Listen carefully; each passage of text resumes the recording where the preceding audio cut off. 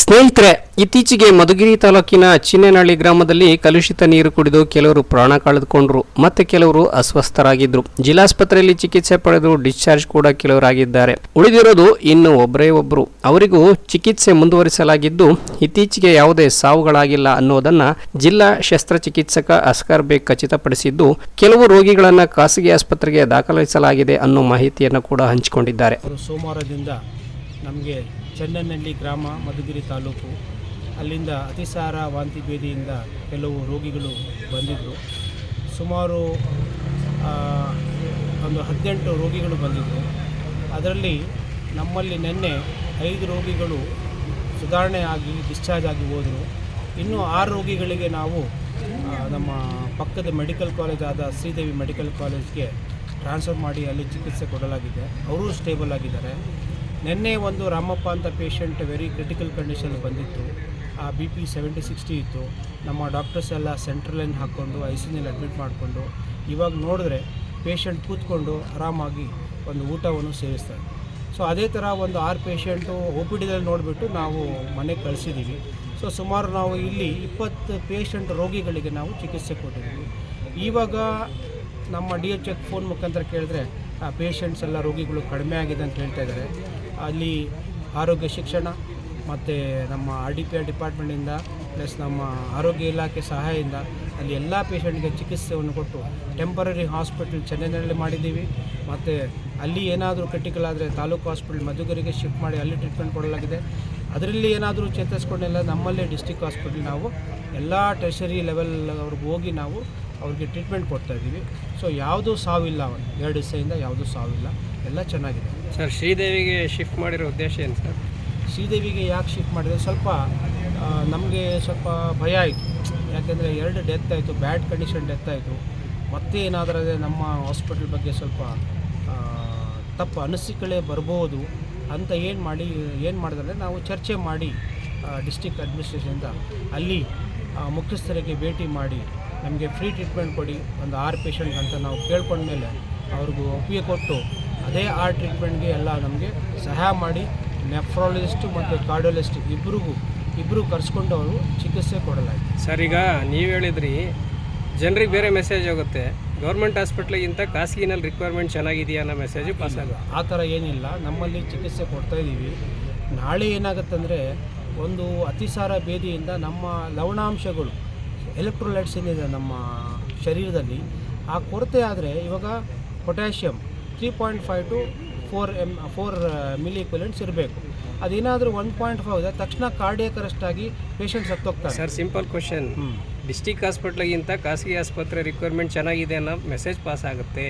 ಇಲ್ಲ, ತಪ್ಪದು. ಯಾಕಂದರೆ ನಾವು ಮುನ್ನೆಚ್ಚರಿಕೆ ಕ್ರಮದಿಂದ ಹೈಯರ್ ಸೆಂಟರ್ ಅಂತ ಹೇಳಿಬಿಟ್ಟು ನಾವು ಕಳಿಸಿದ್ದೀವಿ. ಮುನ್ನೆಚ್ಚರಿಕೆ ಕ್ರಮದಿಂದ ನೆಫ್ರಾಲಜಿಸ್ಟ್ ಬೇಕಾಗುತ್ತೆ. ಆ ನೆಫ್ರಾಲಜಿಸ್ಟ್ ಫೆಸಿಲಿಟಿ ನಮ್ಮಿಲ್ಲ, ಅದಕ್ಕೋಸ್ಕರ ಕಳಿಸ್ಕೊಟ್ಟಿದ್ದೀವಿ.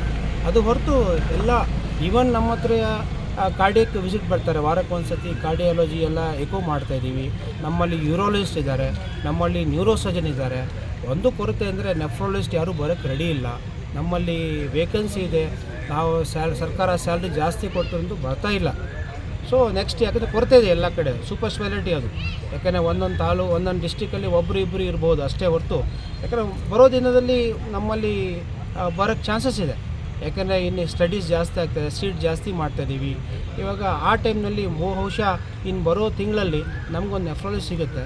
ಆವಾಗ ಆ ಕೊರತೆಯನ್ನು ನಾವು ಪೂರ್ಣ ಮಾಡ್ತೀವಿ. ಇನ್ನು ಜಿಲ್ಲಾಸ್ಪತ್ರೆಗೆ ಕೆಪಿಸಿಸಿ ಉಪಾಧ್ಯಕ್ಷ ಕಾಂಗ್ರೆಸ್ ಮುಖಂಡ ಮುರಳೀಧರ ಹಾಲಪ್ಪ ತಮ್ಮ ಬೆಂಬಲಿಗರ ಜೊತೆ ಭೇಟಿ ನೀಡಿ ಘಟನೆಯ ಪರಿಪೂರ್ಣ ಮಾಹಿತಿ ಪಡೆದು ಆಸ್ಪತ್ರೆಯಲ್ಲಿದ್ದ ರೋಗಿಯೊಬ್ಬರ ಯೋಗಕ್ಷೇಮ ವಿಚಾರಿಸಿ ಮುಂದೆ ಈ ತರದ ಘಟನೆಗಳು ಜರುಗದಂತೆ ಅಗತ್ಯ ಕ್ರಮ ವಹಿಸಲು ಸರ್ಕಾರ ಈಗಾಗಲೇ ದಿಟ್ಟ ಕ್ರಮ ವಹಿಸಿದ್ದು, ಈ ಸಂದರ್ಭದಲ್ಲಿ ಜಿಲ್ಲಾಡಳಿತ ತುರ್ತು ಕ್ರಮ ವಹಿಸಿದ ರೀತಿಯನ್ನು ಶ್ಲಾಘಿಸಿದರು.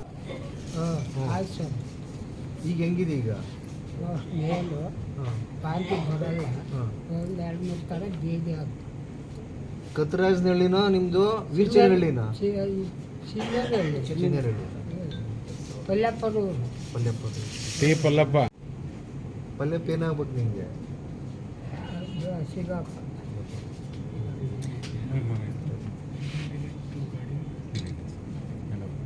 ಚೆನ್ನಾಗಿ ಹೆಂಗವ್ರೆ ನಿಮ್ಮ ಮನೆಯವ್ರು? ಹೆಂಗವ್ರೆ ಎಲ್ಲವ್ರೆ?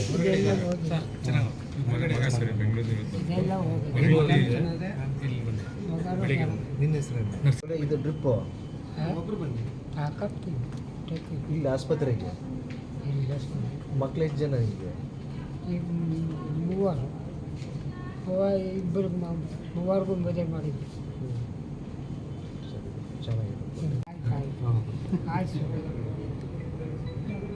ಆಗಪ್ಪ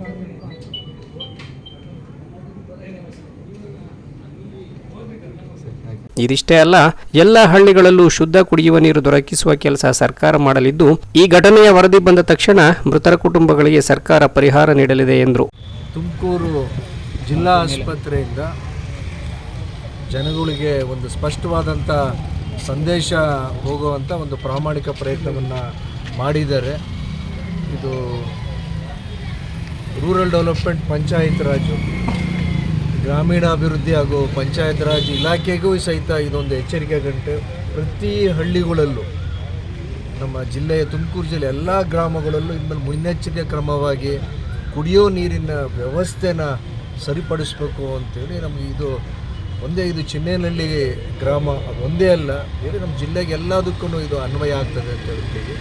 ಹಾಗೆಯೇ ಮೊನ್ನೆ ನಡೆದಂಥ ಘಟನೆ ಮಿಡಿಗೇಶಿ ಹೋಬಳಿ ಚಿನ್ನೇನಹಳ್ಳಿ ಗ್ರಾಮ ಒಂದೇ ಅಲ್ಲ, ಅದರ ಅಕ್ಕಪಕ್ಕ ಇರತಕ್ಕಂಥ ಕತ್ರಿರಾಜ್ನಲ್ಲಿ ಇರ್ಬೋದು, ನೀಲಿಹಳ್ಳಿ, ವೀರಚಿನ್ನೇನಹಳ್ಳಿ, ಕೃಷ್ಣಾಪುರ, ಈ ಎಲ್ಲ ಭಾಗಗಳಲ್ಲೂ ಸಹಿತ ಜನಗಳು ಸ್ವಲ್ಪ ಗಾಬರಿಯಾಗಿದ್ದರು.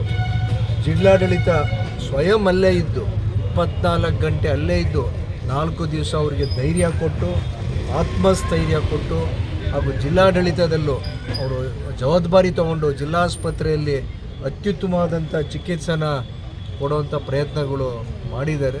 ಅವ್ರಿಗೂ ನಮ್ಮ ಎಲ್ಲರ ಕಡೆಯಿಂದ ಅವ್ರಿಗೊಂದು ನಾವು ಅಭಿನಂದನೆ ಸಲ್ಲಿಸಲಿಕ್ಕೆ ಬಯಸ್ತೀವಿ.